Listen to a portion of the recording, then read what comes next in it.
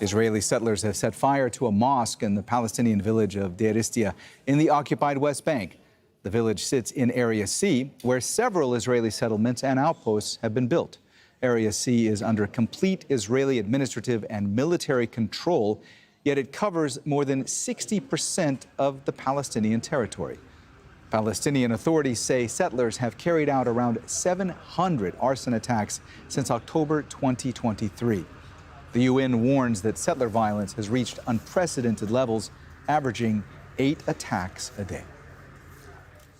Nour Odeh joins us now live from Ramallah in the occupied West Bank. Nour, according to the UN, last month, Israeli settler attacks on Palestinians in the occupied West Bank reached their highest levels on record.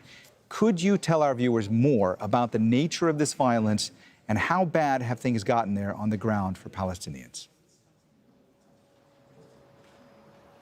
Well, Mohammed, the settler attacks are everywhere and at all times. So if you're a Palestinian who lives in the occupied West Bank, you need to plan your life around two things. Where is the Israeli army? Is it conducting a raid into my town, into my village, into my city? And are the Israeli settlers around me or in my route to school, to work, to visit family? Both are a source of lethal danger to Palestinian lives. In fact, both sides, the army and the settlers, have killed Palestinians, including children, on a regular basis. This is the most violent year on record. What Israeli settlers do is, in addition to being armed, they're always accompanied by Israeli soldiers. They raid, Middle-Age style raids on communities. They burn trees, they burn homes, they burn sheds, animal sheds, and they terrorize the community. If that community is misfortunate enough to be completely isolated with no other village near it, what happens is that over time, people in that community simply pick up and leave because it's too dangerous to stay, and very importantly, because there's no way for them to seek protection. Palestinians can't call the Israeli army to protect them.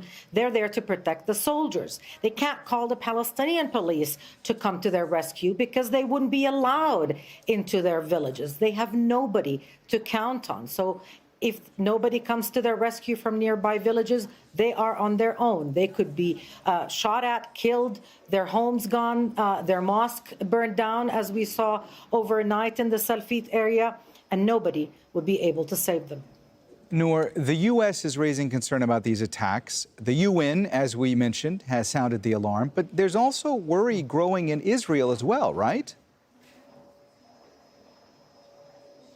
Well, I mean, there's rhetorical worry. And even in the American expression of concern, as we heard from Marco Rubio there, Mohammed, have to put it in perspective. Where the Biden administration took nominal steps to hold some settlers and settler organizations accountable, to impose sanctions, financial sanctions on them, the Trump administration rolled back all of those sanctions at a time when the UK and Canada and other countries were imposing more and more sanctions on settler organizations that are harboring these kinds of violent attacks, that are advocating for them, that are handing out weapons to settlers, like Itamar Ben-Gvir, the Minister of National Security, who's sanctioned by several countries in Europe and beyond. The Israeli president did voice concern, but if you take a look at the numbers, there's been a 70% drop in the number of investigations the Israeli army has conducted in settler attacks,